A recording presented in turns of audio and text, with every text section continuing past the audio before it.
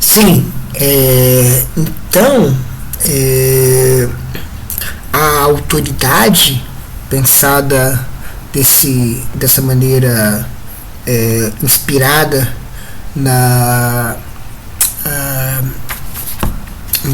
no cristianismo, inspirada numa teologia política,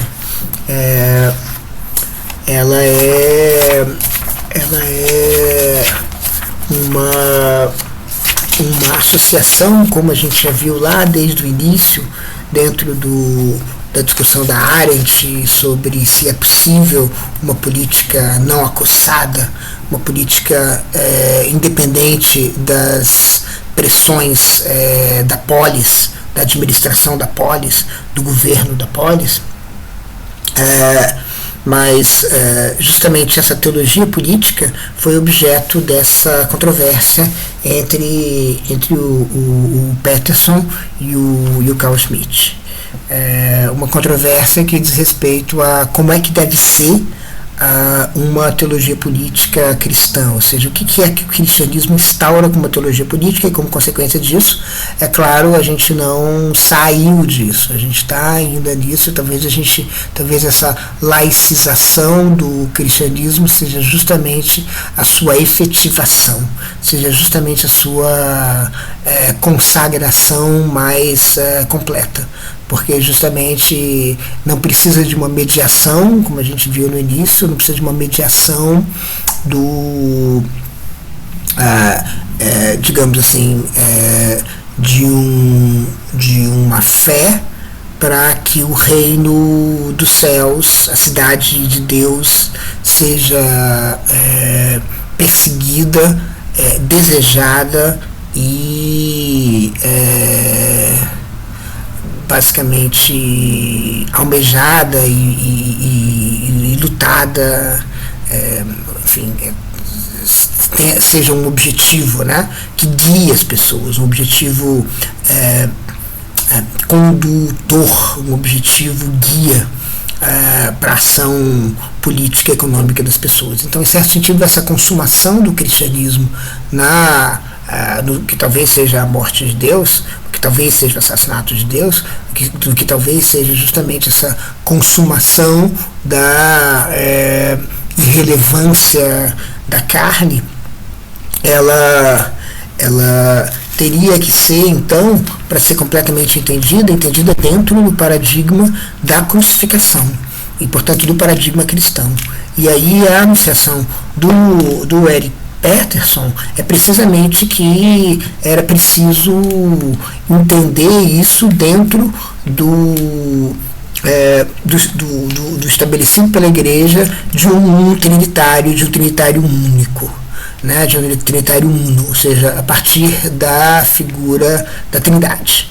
Então não dá para pensar isso sem a figura da Trindade. E aí a Trindade, então, o Ludwig começa falando, digamos assim, composto pelo Pai, que é a autoridade, a autoritas, que é a fonte da soberania, e aí você tem o Filho, que é aquele que se mescla entre os afazeres, que seria, portanto, a economia, e aí você teria que ter, e ele diz que nem o Carl Schmitt, nem o Agamben viram essa terceira figura, pensaram essa terceira figura, seria a figura do Espírito Santo. Então a pergunta que a gente pode fazer, então, nesse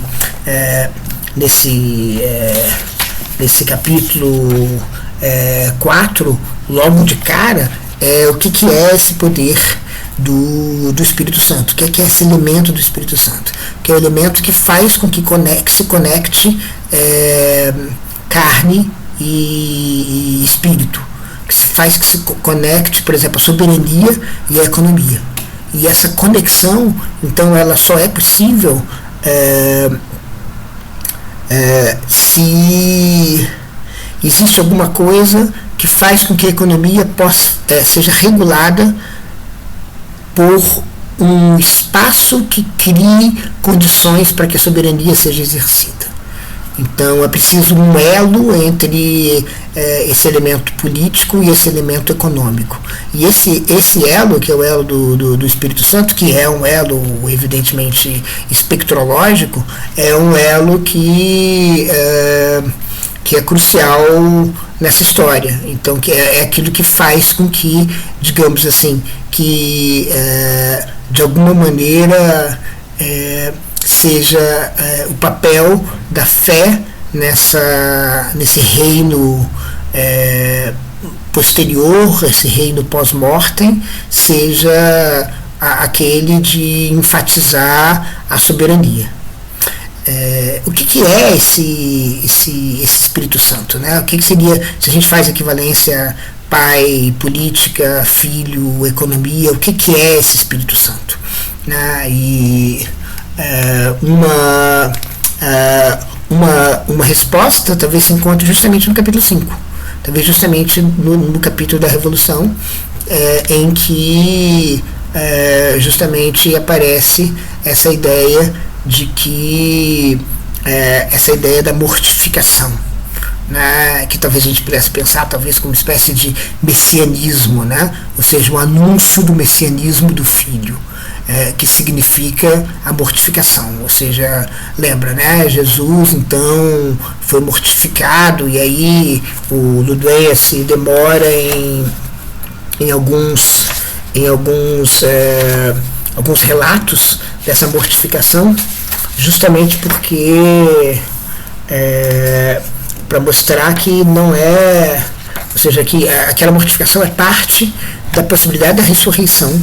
A mortificação significa justamente você ultrapassar a dor, ou ter prazer na própria dor, e é por isso que o sadomasoquismo vai aparecer crucialmente. Então é esse elo sadomasoquista da mortificação, da transformação da dor em prazer, da transformação da busca de um outro prazer que não é o prazer da dor, que não é o prazer que se opõe à dor, mas é o prazer que atravessa a dor. É isso que faz talvez o papel do Espírito Santo. O Espírito Santo é justamente esse acosso, esse espectro que faz com que a mortificação seja justamente viável, né? E justamente essa viabilidade da mortificação é que é instaurada então pelo cristianismo. E aí então a revolução vai ser pensada dentro desse Espírito Santo, ou seja, vai ser pensado justamente, portanto, dentro dessa trindade cristã. Então a revolução não é uma ruptura com isso, mas ela é uma continuidade ao limite, né? E essa continuidade ao limite é justamente o que vai fazer com que a mortificação em si mesma assuma esse papel de uma universalidade. E, digamos assim, a consumação, a laicização do cristianismo passa pela sua laicidade. Pela sua laicidade no sentido, a laicização passa pela sua universalidade, pela sua universalização, ou seja, não são só os cristãos que estão à espreita, que espreitam sua vida procurando o reino dos céus, mas o reino dos céus é trazido a todos, e esse é o objetivo mesmo, o último de todo o advento humano. Então essa universalização que vai, por exemplo, gerar justamente tudo aquilo que vai se seguir a instauração de um universo inóspito, que é o universo newtoniano. E aí é que vem então as respostas do Kant e do Sade. Esse Espírito Santo,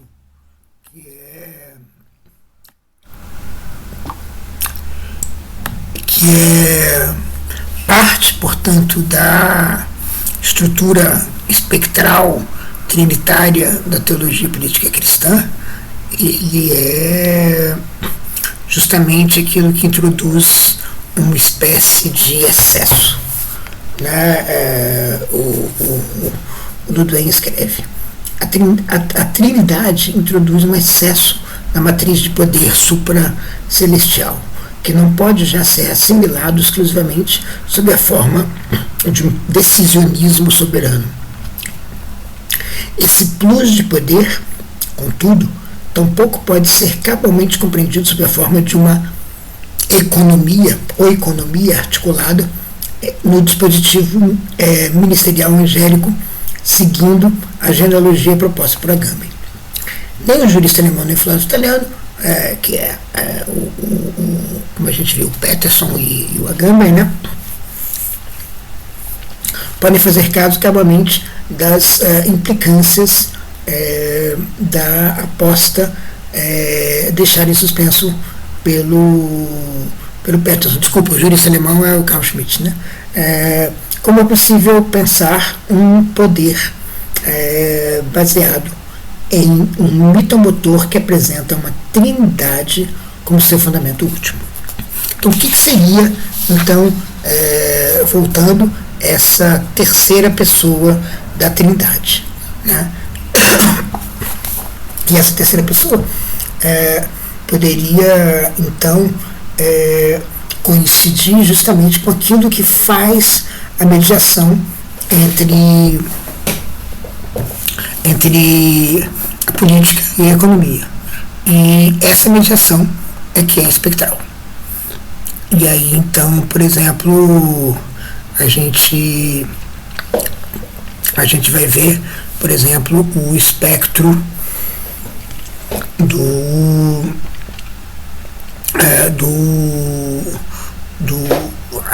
os espectros que o Ludovic vai associar ao SAD, quer dizer, ao SAD e ao Sacher-Masoch. E aqui o SAD vai aparecer justamente como aquele que tenta, de alguma maneira, lidar com a universalização. Então, a filosofia que pertencia à academia agora vai pertencer à alcova, justamente porque se tratava agora de lidar com um mundo inóspito, com um universo newtoniano de universalidades.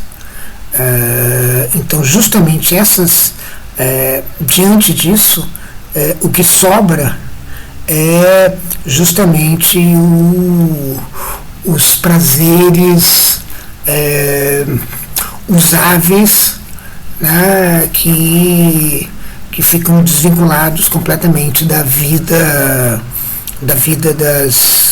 das pessoas, né? Ou seja, as pessoas são parte de um universo universal, um universo impessoal, não há espaço para elas, então tudo que elas têm são os prazeres, já que os seus sonhos e suas ações não se conectam mais, né, no diagnóstico do Baudelaire.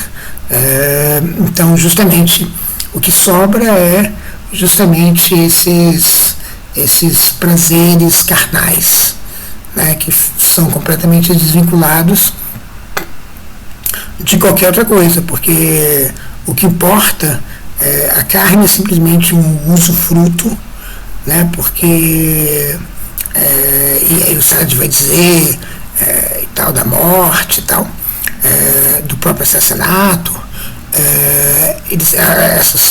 os prazeres da carne são para um usufruto compensatório por pertencer a um universo cada vez mais impessoal e cada vez mais universalizado, em que você não pode ser mais do que um ponto numa engrenagem.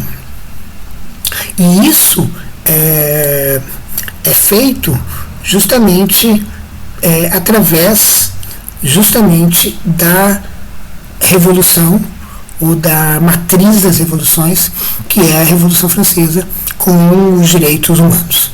Então, os direitos humanos criam essa estrutura espectral em que como diz a análise do Sade, feita pelo Lacan, justamente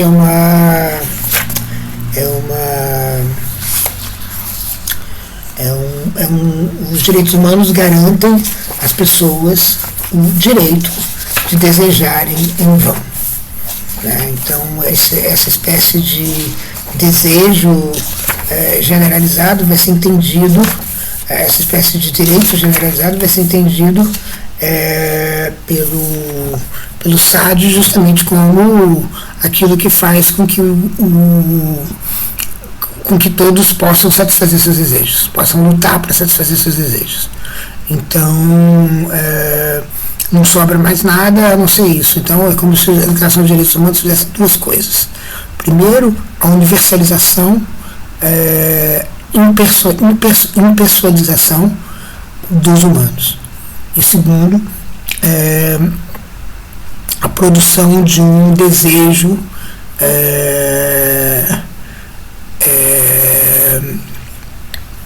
que não pode ser questionado. Um desejo que não está inserido na vida da pessoa. Então, como se fosse um desejo, como se fosse que viesse apenas da carne. Então, é esse espectro que talvez seja a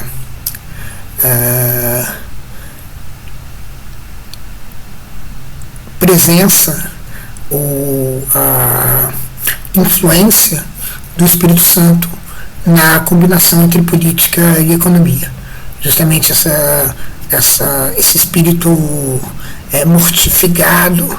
mortificado que se nega à sacração da carne. Então é como se a carne agora tivesse uma espécie de agência, uma demanda, e aí é que se consolida esse poder econômico sobre o poder político. Então, e o poder político sobre o poder econômico, ou seja, pai e filho se conectam por meio desse Espírito Santo, que vai ser justamente esse processo gradual de mortificação da carne. Então, aí, é claro, o Ludwig vai falar, por exemplo, dos marionitas, que vão entender justamente que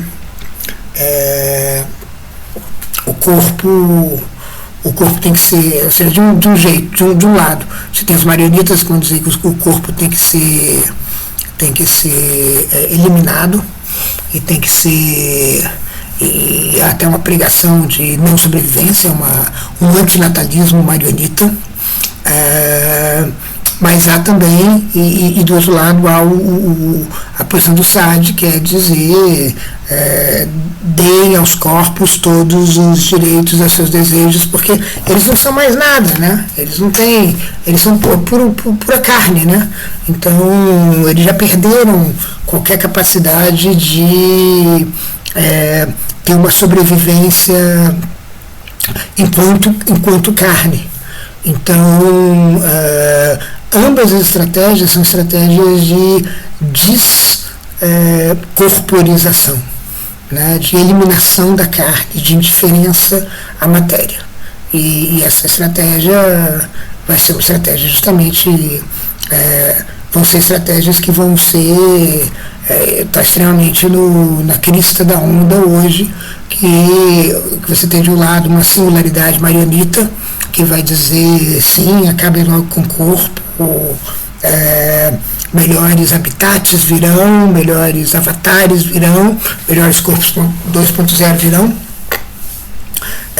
E do outro lado você tem justamente uma relação com o uso dos prazeres, que é uma relação que não passa por nada mais a não ser os próprios prazeres, como se os prazeres estivessem dizendo por conta própria, eles fossem universais, ou mais ou menos universais, como se a carne tivesse esse direito, como se os direitos humanos se tornassem em parte os direitos da carne, né?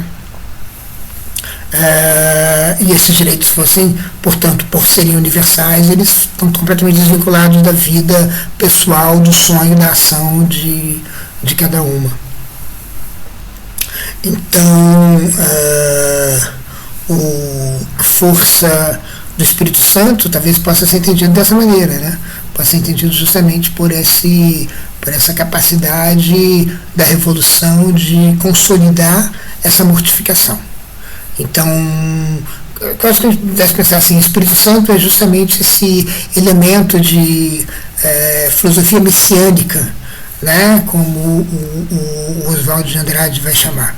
Ou seja, essa ênfase na necessidade da escravização da carne, né, de esperar uma redenção futura.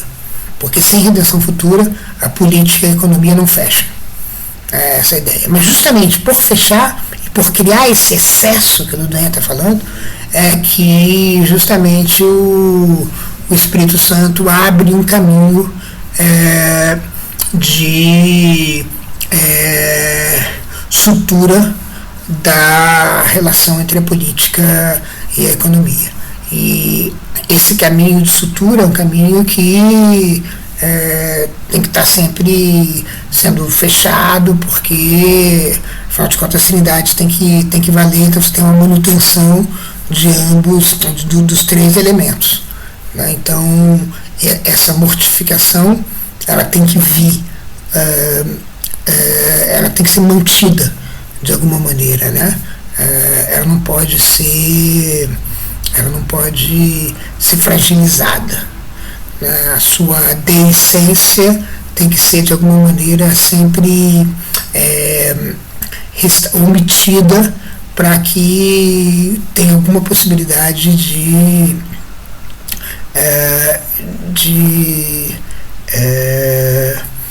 que ela sirva, né, aos propósitos do poder trinitário.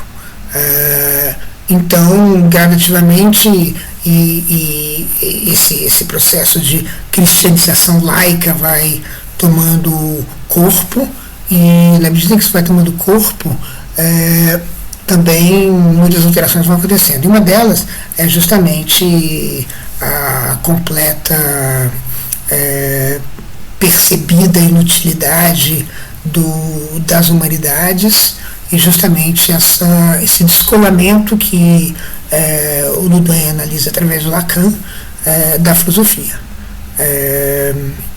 Que salva a filosofia, ele diz que ela não é feita, apenas que ela não é feita só por filósofos. Então o que salva ela é simplesmente que ela está por toda parte, senão não teria nada para... ou seja, os filósofos, eles vão se tornando prescindíveis na medida em que essa laicização da mortificação da carne, ela se torna compulsória. Se torna compulsória no sentido de que ela se torna unânime, né? Está todo mundo se artificializando. Então, a mortificação laica vai fazendo com que o Espírito Santo tenha uma outra forma de ação. E essa forma de ação não passa mais pela fé, não passa mais pelos corações e mentes, passa por um outro tipo de acosso, mais forte, mas igualmente preponderante na conexão entre o regime político, a soberania de um lado e a estrutura econômica de outro.